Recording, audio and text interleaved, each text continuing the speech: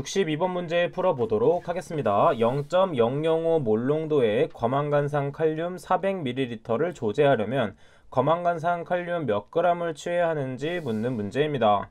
자, 이것은 단순하게 단위환산으로 풀어낼 수 있기 때문에 단위환산으로 바로 적용해서 풀어보도록 할게요. 자, 일단 문제를 풀기 위해서 항상 선을 긋고 시작해 보도록 하겠습니다. 자, 그럼 먼저 문제에서 주어진 것은 무엇이었냐면 0.005 몰농도가 주어져 있기 때문에 0.005 몰퍼 리터를 적어주도록 하겠습니다. 그 다음에 이 몰에 대한 것을 g으로 바꿔줘야 되기 때문에 검황간산 칼륨의 분자량을 적어줘야 되는데 검황간산 칼륨의 분자량은 158g이 되겠습니다. 158g. 그 다음에 문제에서 주어진 것이 무엇이냐면 400ml를 제조하는 것이기 때문에 400ml를 대입. 그 다음에 단위 환산을 하기 위해서 10의 세제곱 ml분의 리터를 대입해주면 되겠습니다. 따라서 계산기에 그대로 대입을 하게 되면 0.32g이라는 값이 나오게 되겠죠. 따라서 정답은 1번이 되겠습니다. 4과목에서 이런 단위 환산 문제가 나왔다 하면 무조건 맞춰줘야 되는 문제였습니다. 68번 문제 보도록 하겠습니다.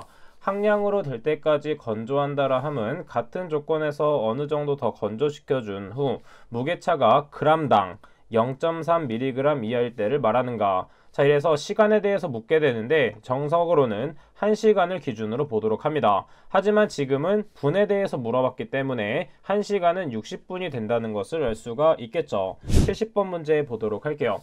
알칼리성에서 다이에틸 다이티오카르바민산 나트륨과 반응하여 생성하는 황갈색의 킬레이트 화합물을 초산부틸로 추출하여 흡광도 440나노미터에서 정량하는 측정 원리를 갖는 물질은 무엇인가? 해당되는 것은 바로 구리에 해당되는 것입니다. 자, 추가적으로 납에 대한 흡광도는 520나노미터에 해당되고 그 다음에 크롬은 무엇에 해당되냐면 적자색, 그 다음에 540나노미터에 해당이 됩니다.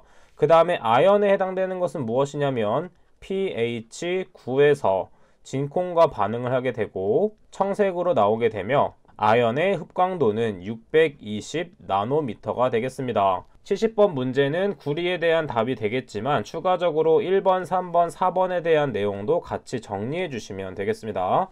71번 문제 보도록 하겠습니다. 복수시료 채취 방법에 대한 설명으로 빈칸에 옳은 것을 찾는 문제입니다. 자동시료 채취기로 시료를 채취할 경우에는 6시간 이내에 30분 이상 간격으로 2회 이상 채취하여 일정량의 단일 시료로 해야 됩니다. 따라서 정답은 1번이 된다는 것을 바로 찾아낼 수가 있겠죠. 73번 문제입니다. BOD 실험에서 배양 기간 중에 4mg/L의 DO 소모를 바란다면 BOD 200mg/L로 예상되는 폐수를 실험할 때 300ml BOD병에는 몇 ml를 넣어야 되는가. 지금 보게 되면 배양 기간 중에는 4mg/L였는데 BOD가 200mg/L로 예상되었다는 것은 무엇이냐면 50배 희석된 것으로 볼 수가 있습니다. 따라서 이때 50배 희석된 것이기 때문에 300 나누기 50을 한 값인 6ml를 넣어주면 되는 것이죠. 따라서 정답은 3번이 된다는 것을 찾아낼 수가 있습니다. 75번 문제 보도록 하겠습니다. 하천 유량 측정을 위한 유속 면접법의 적용 범위로 틀린 것을 보도록 하겠습니다. 첫 번째, 대규모 하천을 제외하고 가능하면 도섭으로 측정할 수 있는 지점. 자, 이때 도섭은 직접 걸어가는 것이죠. 그 다음에 2번, 교량 등 구조물 근처에서 측정할 경우 교량의 상류 지점에서 측정을 해줘야 됩니다. 왜냐하면 하류가 있을 경우에는 그 교량으로 인해서 면적이 달라질 수 있기 때문이죠. 자, 그 다음에 3번, 함유나 분류되는 지점이라고 했는데 함유나 분류가 없는 지점에서 유속 면접법을 적용해줘야 됩니다. 따라서 틀린 보기는 3번이 된다는 것을 찾아낼 수가 있겠죠. 78번 문제입니다. 사각 웨어에 의하여 유량을 측정하려고 한다. 웨어의 수두는 0.5m이고 절단의 폭이 4m라면 유량은 몇이 되는가? 단 유량 계수는 4.8로 주어져 있네요.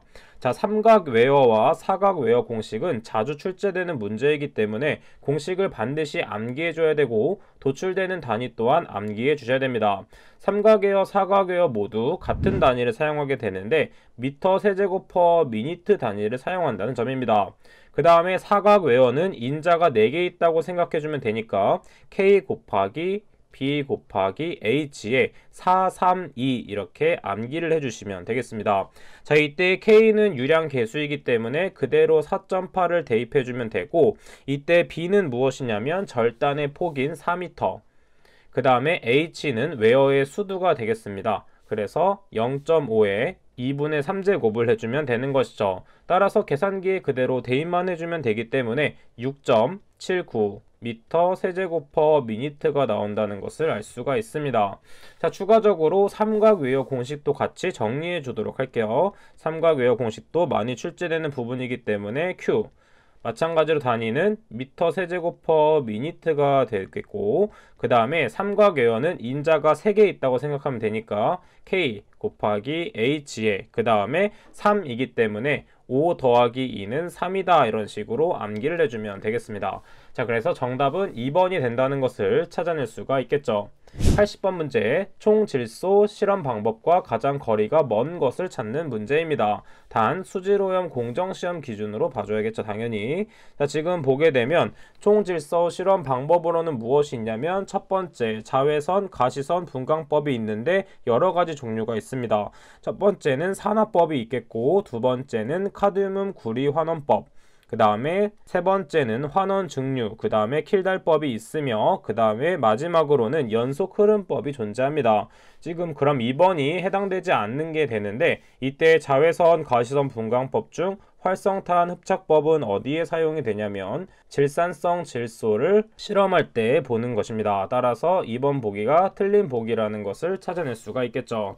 자, 그럼 이번 시간은 여기까지 하도록 하겠습니다. 저는 그럼 다음 시간에 뵙도록 할게요. 감사합니다.